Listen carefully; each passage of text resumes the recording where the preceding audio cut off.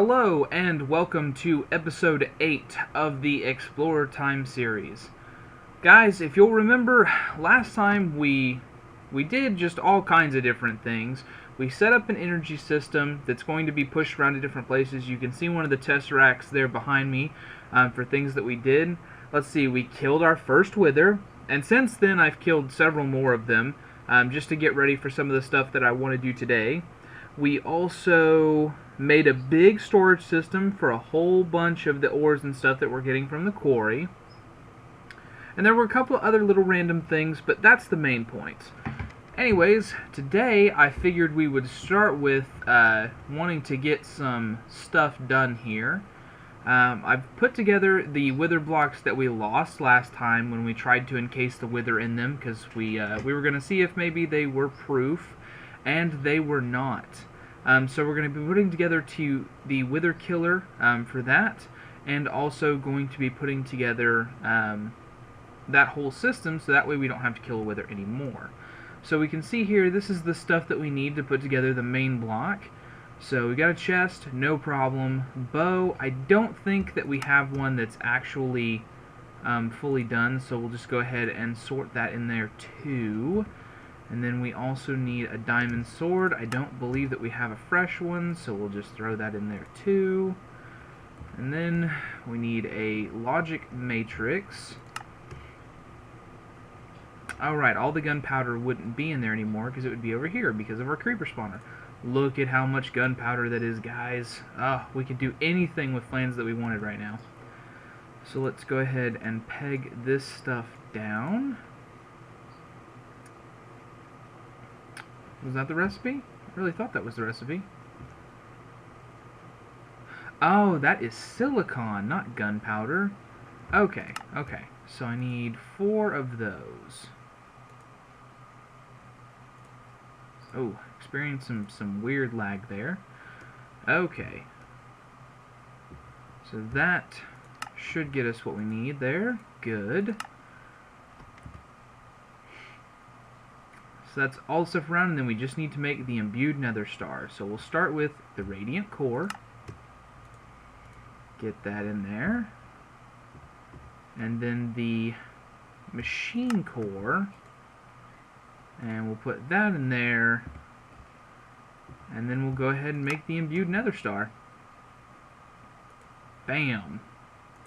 So we put that together with 1, 2, 3, 4 of that. Bam, there's our wither killer block. So, we can set this up anywhere we want to, but I'm not super sure where I want it just yet. I'm going to look into a few options, and then I'll be right back with you. Alright, so I just opted to do it in here for now. I am probably going to move this, but there just didn't seem like a very good location for it right now. Anyways, I just put it up here against the ceiling. Bam, there's our last block for it. Seems that I made a couple of extra wither blocks. Don't know where they came from. Anyways, if the eyes are red, then you have set it up correctly. But let's take a look here. See, you can see the eyes darkened out. So yeah, just hollow in the middle, 5 by 5, and then layer up top, layer down below, same thing. And then the middle layer, just go around the edges. So let's throw that back on there. And then we'll throw the wither killer block back on there. There we go. Now the multi-block structure is complete. If we look at it, very simple interface, should be vaguely familiar to you. Throw the soul sand in like thus. Throw the wither skulls in like thus. And then you can hear it start to make the sound like it's killing a wither, although it is not actually killing a wither. It does not summon one or put anything in there. It's just it takes a couple of minutes to finish this out, and then it makes you nether stars.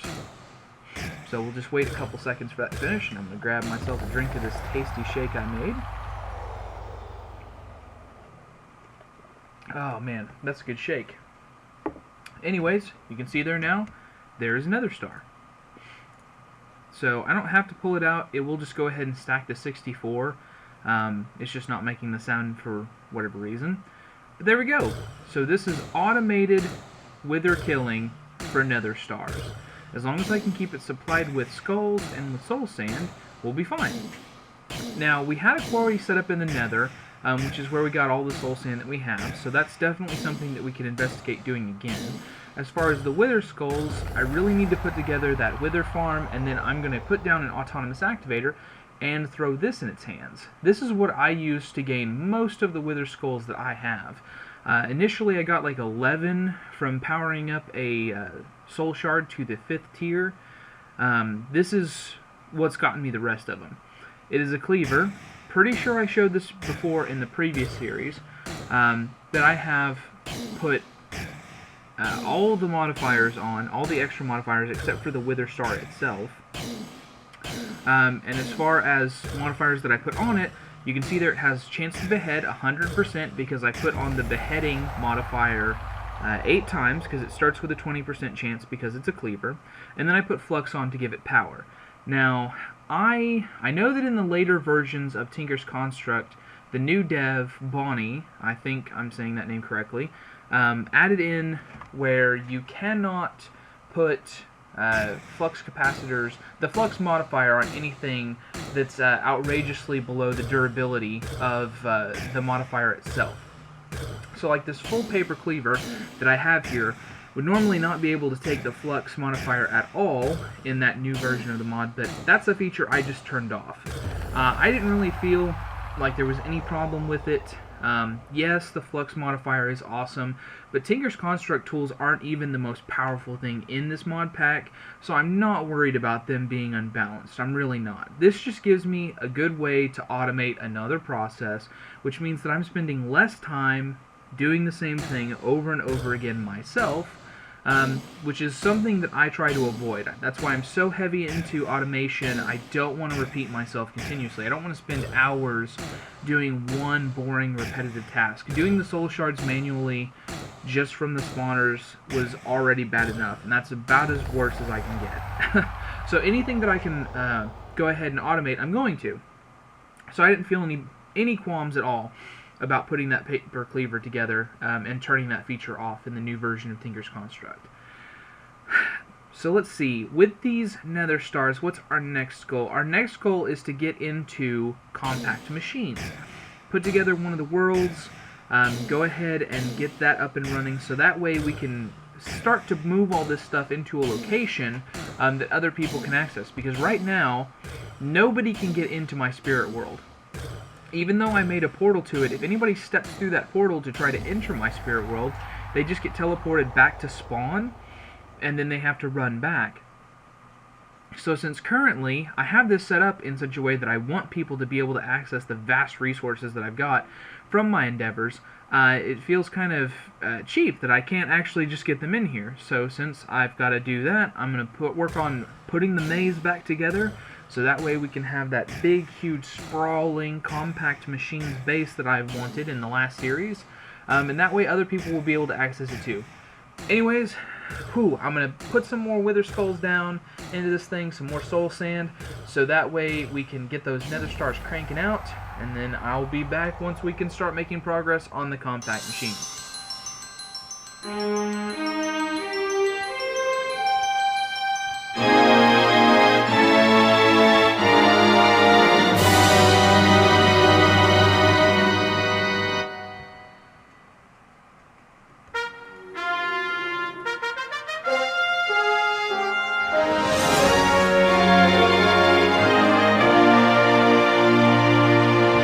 So yeah, pomp and circumstance notwithstanding, I do have myself an imbued blade now.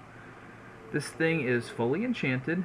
You can see the attack damage there is quite nice, and that's because it's very, very expensive. If we were to take a look at the crafting recipe here, you can see that it requires 2 imbued nether stars and an imbued rod, which itself requires an imbued nether star, and 2 diamonds. The imbued nether star, 8 nether stars around a machine core, iron and gold around a radiant core, gold and ender pearls. So, very expensive, but very worth it. Nothing can match the power of this blade, and so I had to obtain my very first one with some amount of ceremony. And so, as promised, we're going to be looking at the compact machine stuff now. So we can see, this is all the stuff from the mod. there's a few things that we're going to need to put together before we can jump straight to the maximum size tier, which is what we're going for. So first things first, if we take a look at the recipe, you can see it requires nether stars, which we have some of, and it also requires a world resizing cube. This is made up of world resizing interfaces around a diamond. Those are made up of this pattern with an atom enlarging module and an atom shrinking module, crafting recipes within crafting recipes, as all mods are. So let's look at this one first. Any kind of glass, red, stone, and a sticky piston. We'll make up a couple of those.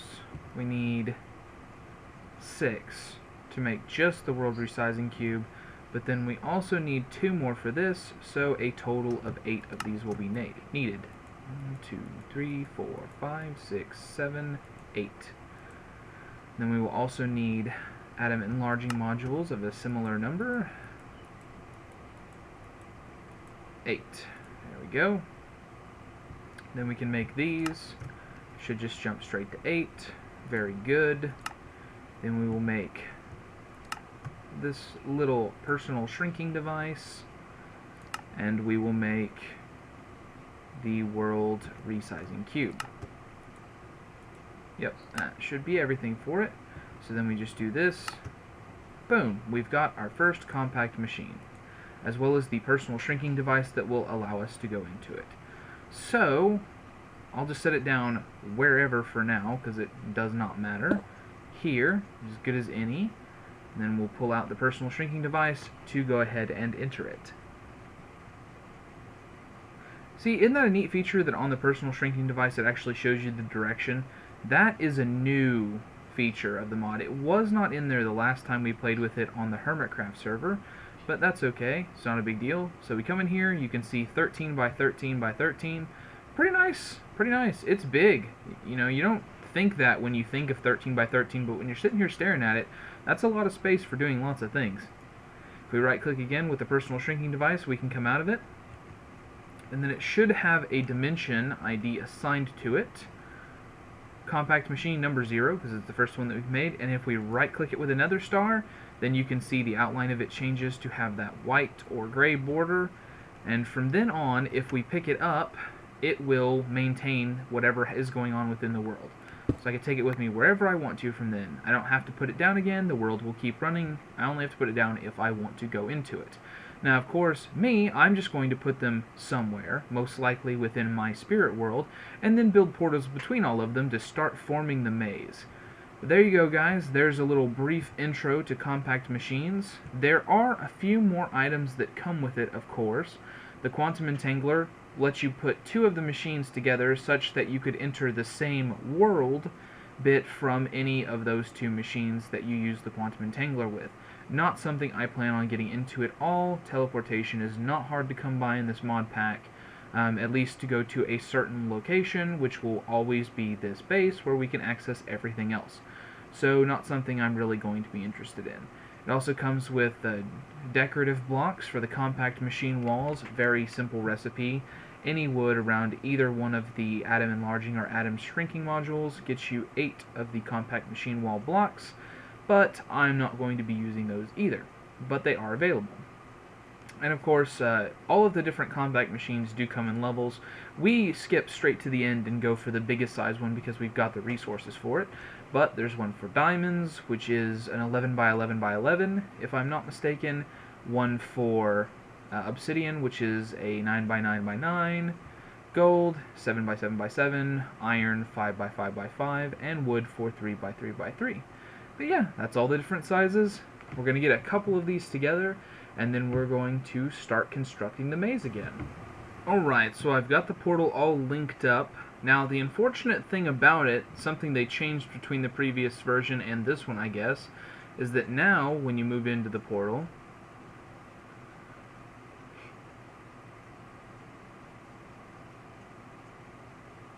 if it'll ever load, yeah, you can see there I've got Wither 3 and Nausea for like a full 15 seconds, which is pretty extreme, actually. This happens anytime you enter the compact machine world without using the personal shrinking device on the compact machine itself. which is upsetting to say the least, but oh well.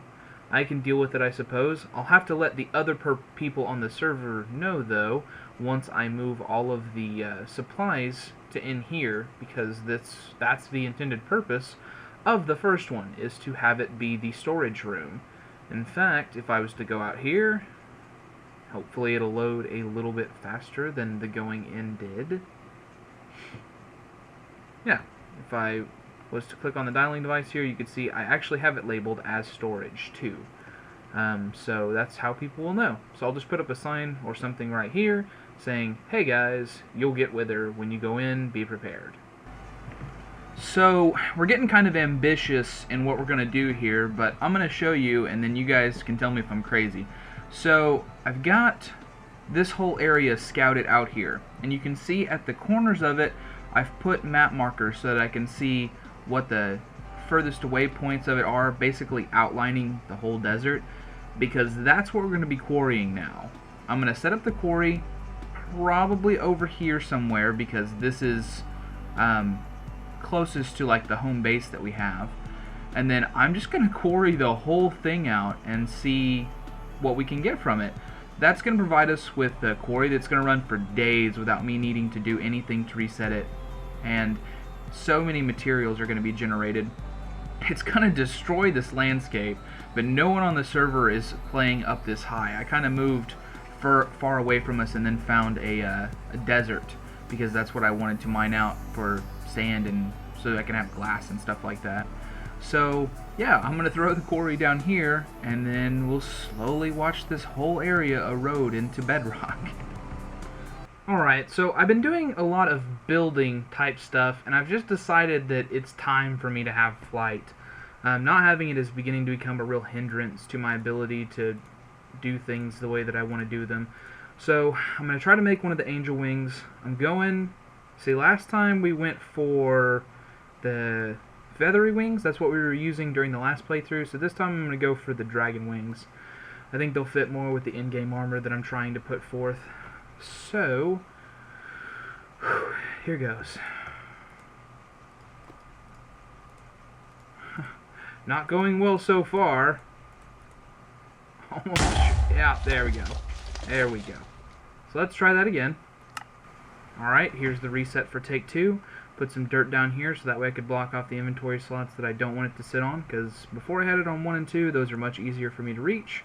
So here we go for take 2.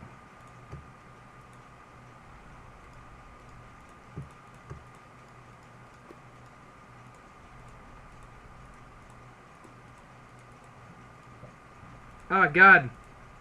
And they're going to explode as soon as I close the crafting table.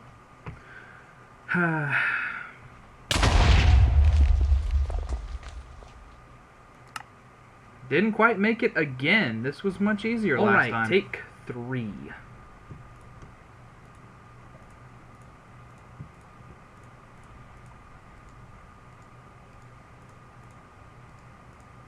Bam! Got it that time. So yeah, with the completion of those projects today, I'm going to have to go ahead and call the episode, albeit a little bit early. I just don't have anything else that's not going to take more time than I have available to me to get this episode out. So if we just review real quick, we've got, of course, the Wither Killer there behind me. We also, due to the abundance of Wither Stars that it has given us, we're able to make an angel ring, which you can see there on my person. And of course, we made some swords. Some really cool swords. And then of course, we also got into compact machines. You can see it there. That's the first one we've got going. And we've got some plans for that as well. So we did a lot of progress today. A lot of cool stuff got done that's going to put us in a really good place for moving forward. But anyways, if you enjoyed the episode, please do leave a like on it. I'd really appreciate it. And also, if you want to see more, please feel free to subscribe, because this series has a lot of life left in it. And of course, we will see you next time. I hope you all have a great day.